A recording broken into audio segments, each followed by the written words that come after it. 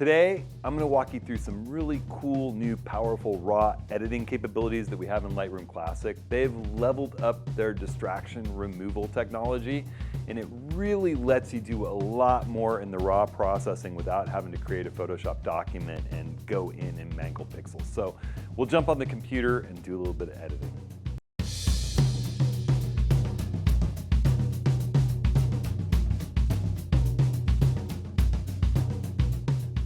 Hey everyone, it's Hudson. Welcome to this week's video. So we're going to jump in and talk about some of the cool new tools that we have available in Lightroom Classic to do distraction removal. And I just love the fact that we can stay in the raw processing workflow more. I mean, I feel like more and more with the power of the raw processing tools that they're bringing to us between localized masking and subject detection and the ability to work on different parts of the image locally with all of the raw processing tools at our disposal, and now even generative AI distraction removal. More and more often I can capture the image in RAW, just do metadata editing to it in Lightroom Classic and print it directly from Lightroom Classic without ever having to resort to create another editing master file, a Photoshop document in order to take it and do actual pixel mangling in Photoshop.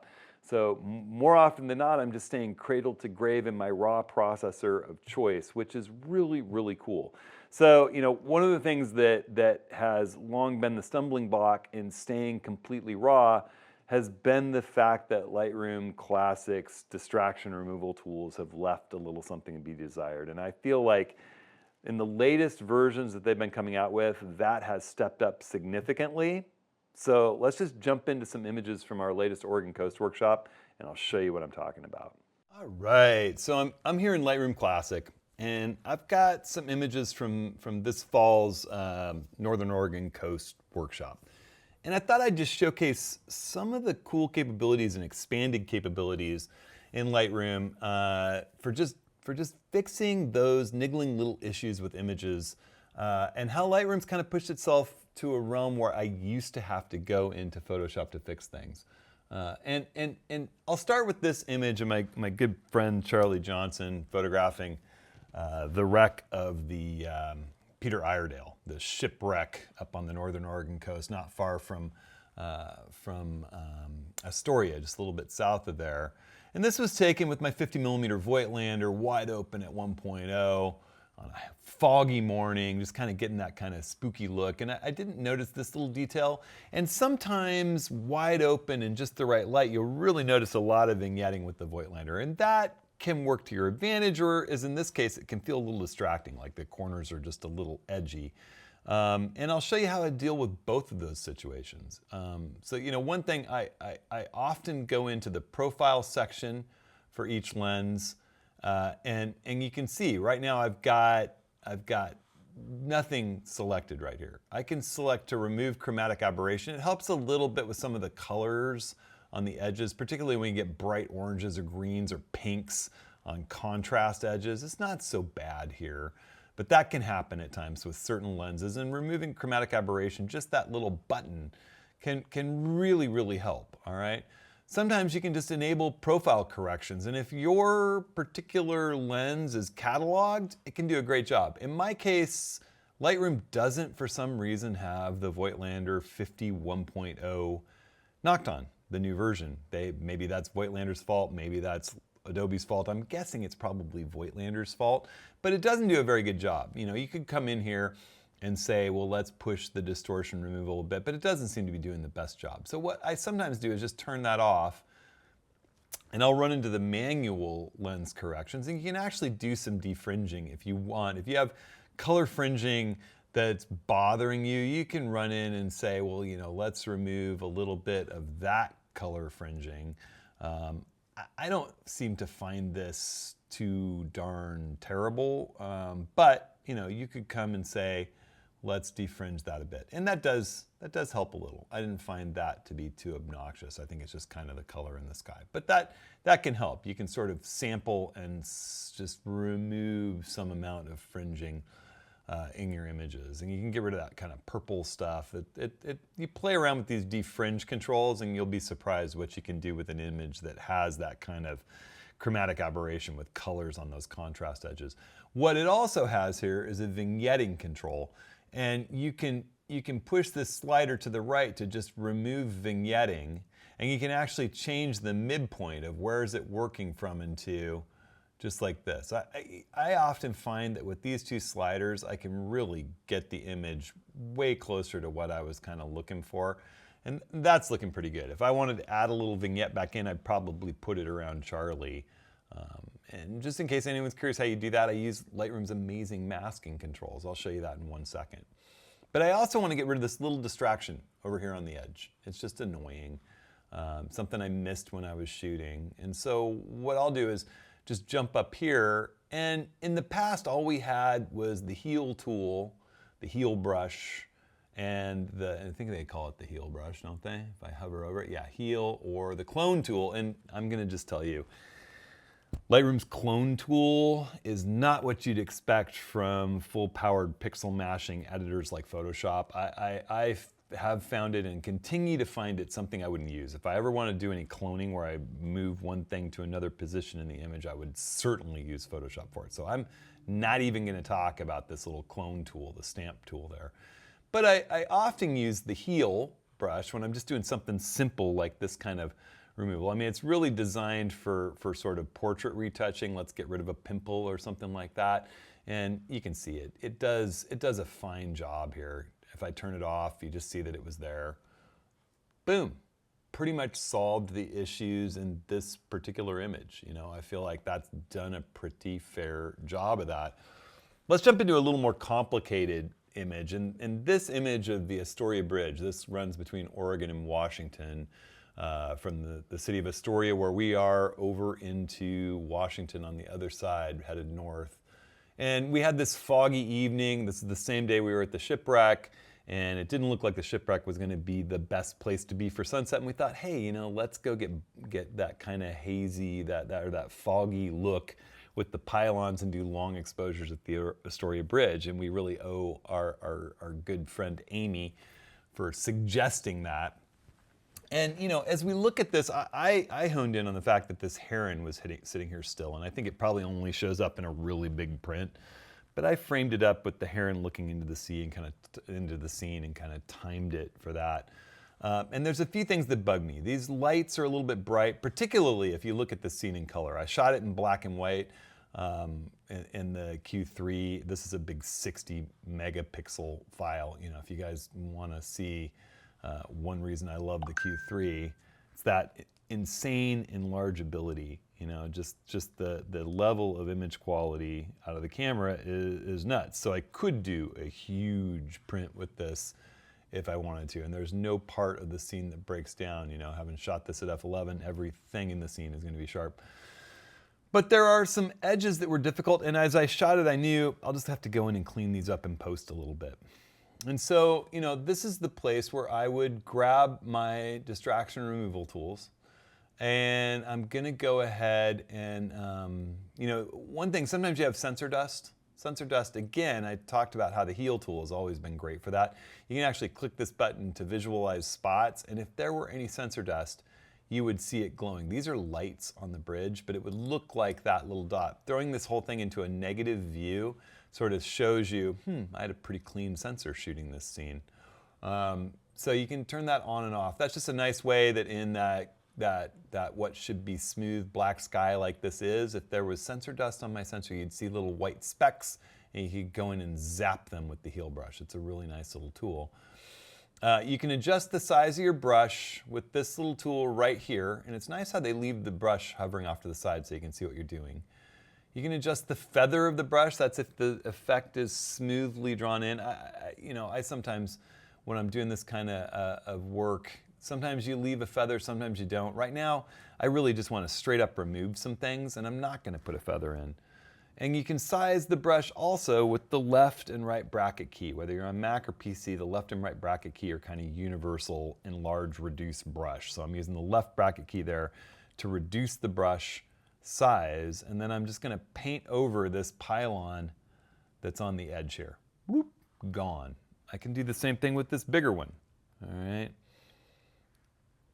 And these are things that Lightroom has just been getting better and better at with its heel brush, you know? They've added a new tool to the arsenal that I think is pretty cool. If I turn off the brush, we can have a look. Well, that all looks good. You would not be noticing that you'd done any of that. The new tool that they've added is remove. And you have several options with it. You have object aware. And when you select object aware, actually it gives you a little tool tip if you have your tool tips turned on. The object aware tool will actually try to narrow your selection down to the object that is within the selection. So I could paint over this pylon here, and being object aware, it's going to try to maintain the surrounding scene and really just remove the object. So there it goes, and I can add to it. I could do multiple things if I wanted to. For example, if I wanted to get rid of this little stick. I don't necessarily, but we can show how I can do a whole bunch of stuff at once if I want. See, I can subtract, and I can change my brush size. Once I hit apply, it's going to go in and zap everything that I chose, all right? We turn this off. It did a fine job. And this is a little bit more nuanced tool than the heel brush. It just does a better job at leaving behind the scene as you had it, but removing what you want to remove. It does a fantastic job, actually. But it has its limitations as well, all right? So that's where this new early access generative AI comes in. And this is the same kind of tool that we have in Photoshop. It's actually gonna take the selection. You have to have good internet connection, and it's gonna send your selection home to the Adobe computer, and then have the Adobe computer analyze it, give you 3 different suggestions for how to replace this, and then give you those options. And this is really cool in a section like that. These lights kind of bug me, all right? And I can make my tool a little bit bigger, and let's see what happens if we don't use the generative AI, all right? So I'm gonna work on just this little row of lights here. I'll paint around them so that we see, yeah, that's what I want to fix. And just, you know, you don't have a lot of control. We're gonna hit apply, and we'll see how it removes those, all right? If I turn this off, it doesn't look quite right. The structure just doesn't look quite right. It looks like something different here than in the rest of the bridge. I'm gonna hit Command Z, it would be Control C on the PC. Let's turn on the generative AI feature, okay?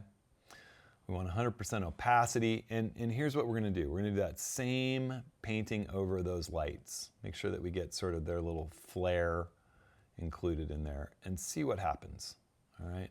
I'm gonna hit apply, and now what's happening is it's sending that data over my fast gigabit fiber connection off to Adobe, and it comes back and it gives me 3 variations to choose from. Variation 1 left the top light, which I don't mind. Variation 2 has 2 lights smaller, less blown out. Variation 3, I don't know, let's refresh it.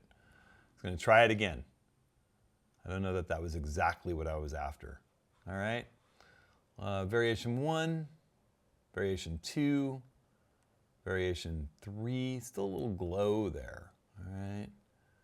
I don't know, I'm gonna actually paint over it a little bit bigger, all right? I'm gonna hit Z, Control Z, oh, it's just switching. I just actually wanna hit delete, and we'll do away with this. Let's paint over it a little bit bigger. Let's just paint over the whole area, all right? Like that. I think I maybe didn't select quite enough, so it was thinking that some of that flare was important. And now let's hit apply. See how this goes. And that's the thing. Just keep doing it multiple times, all right? So variation 1, variation 2, variation 3. Ooh, variation 3 looks really good. Yeah, that looks awesome. All right, so now let's just do it again. Let's go ahead and we'll bring it down here. Like so, maybe a little wider around that light. And we'll hit apply. And it's object aware too. So let's see, there's variation 1, variation 2, I'm not loving any of those. All right, so what we can do, actually I don't mind this variation if we were to draw over a little bit more over that particular guy right there, right? So let's try it one more time. And some of this is just iterative, right?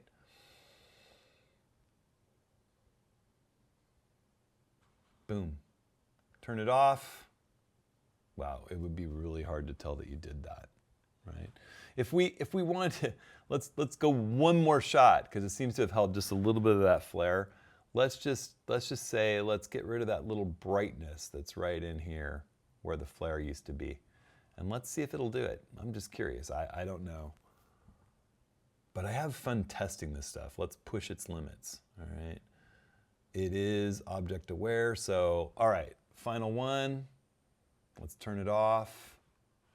Winner. Winner, winner. The lights are gone. Isn't that crazy? That's just nuts. So that just shows you, we're working completely raw here. That would take so much time in Photoshop to do anything like that. And you can't tell there ever were lights there. See, that's just nuts. And we had to bear with it and make several moves there, but we got there without too much pain. So really, really cool. Really, really cool. Let me show you one more really, really cool thing. I shot this image. We were kind of setting up to do a Milky Way backdrop, and we waited till the last light of blue hour and shot this foreground scene, and then we moved to where we had a clearer view of the unobstructed Milky Way, shot the Milky Way with the Move, Shoot, Move star tracker, and then blended that into our background. But early on, we had some beautiful, beautiful moments, and waves were washing through here, clearing footprints, and then we'd be moving around it and people were putting footprints into the scene. This is a shot I just love of Cliff lined up there. And then, we were out here, there were hardly any footprints, and then there was just this one in this scene. And I love the way that the sunlight is sort of blasting off here. We got Brad out photographing the stacks in the foreground. There's just this one footprint that kind of bothers me. And it's not, that's the only thing in the scene, right? that seems distracting at all to me. And so I'm just going to go ahead and do the same thing that we just did for the bridge. I'm going to leave it object aware, generative AI. I'm going to make my brush a little bit bigger. And I'm just going to kind of paint this footprint. And it's a little complicated because you've got sand patterns and rivulets. I wouldn't just try to use the heal tool. I certainly wouldn't try to use the clone tool. I'm going to just go ahead, hit apply, see where this leaves us. It's always a little bit different every time. And remember, you've got these variations. You can say variation 1, which isn't bad. Variation 2, also not terrible at all. I like how it dealt with that little rivulet coming in. I'm not a big fan of 3 here, but 2 is pretty nice. And then if I wanted to, I could refine it maybe even just a little bit more. I could say, I'm not such a fan of this little edge right here. Can we get rid of that? Let's see how that goes. And we'll hit apply. Much like the bridge, sometimes it's move by move by move. Sending the information, coming back. Ooh, that looks pretty nice. What's option 2? Even better. Option 3, yeah, I think option 2. Turn it off. Looking nice. There's no more footprint there, right? Just looks like some of the same kind of sand patterns that we've got crossing different ways from the water flowing through. If you wanted to, you might come in here. Now I'm starting to see a footprint that didn't bother me at all because of the first footprint being so much more pronounced and problematic. But if we went in here and just painted this little piece of our scene in like so, and said, I'd like to get rid of that. I don't care about this so much, but that's a problem. And we hit apply. I'm starting to push my luck here. You can always hit undo. Boom. That looks great. Bam. Beautiful. All right. I don't think anybody knows there's any footprints anymore. So, that's the kind of thing that we would never have been able to do during the raw process. You would need to create a Photoshop document, take it into Photoshop and use those high-powered tools like the patch tool or generative fill, which is available now, or cloning. You know, a lot of stuff that we used to do was just painstaking cloning work. And now this little tool up here just got way more powerful, both with object aware features and generative AI.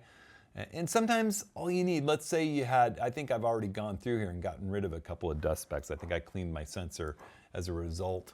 There they are. There were 2 dust specks up there. That stuff, I don't need generative AI. I don't need object aware. If I visualize the spots, you know, they're not visualizing as well as some things might.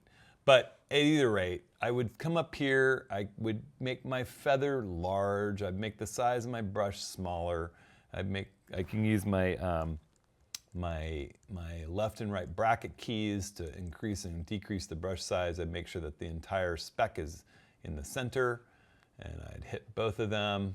Those were big spots on my sensor too. I had to wet clean it. First wet cleaning of the ZF, and then turn it off, boom, they're gone. So, you know, you don't have to use the hammer of generative AI for every little thumbtack. It's only when you have a serious nail that's an issue that would cause you to probably jump into a higher level software editing package or make you wish that you knew how to use it. Now you have it in Lightroom Classic. All right, so there you go. Some really cool new stuff that I find just incredibly useful and lets me stay working in my raw processor more and creating less files, less space on my hard drive taken up, just working with that one raw set of data, writing metadata instructions on how to handle and display that before exporting it to a printer or to a JPEG to share or anything like that. So it's just amazing what we can do with processing that raw data without ever changing a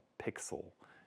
It's just getting cooler and cooler. It's a great time to be a photographer. Both the tools that we have at our disposal for capturing images and the tools that we have at our disposal for editing them just keep getting exponentially better. It's a fun, fun time. All right, everyone. So Rick and I are going to be back from Europe shortly. While you're watching this, we're still off kind of on our big European fall tour and running the workshop in Scotland. We will come back with some stories to tell, so look forward to that. We'll be doing a office hours session sometime end of October, beginning of November. Sign up for that over at hudsonhenry.com/office hours, or just click right here to join that big free photography group meetup. We'll be doing a lot of Q&A. We'll probably share some images from our latest trips. And you can join us on Zoom or YouTube Live, so I hope to see you there. All right. Again, thanks so much for sharing, liking, subscribing, for using the links and buying products from our store. That helps support all the training that we do, and I appreciate it immensely, so thank you. All right, everybody, I hope you're staying safe. I hope you're staying creative, and we'll see you next week.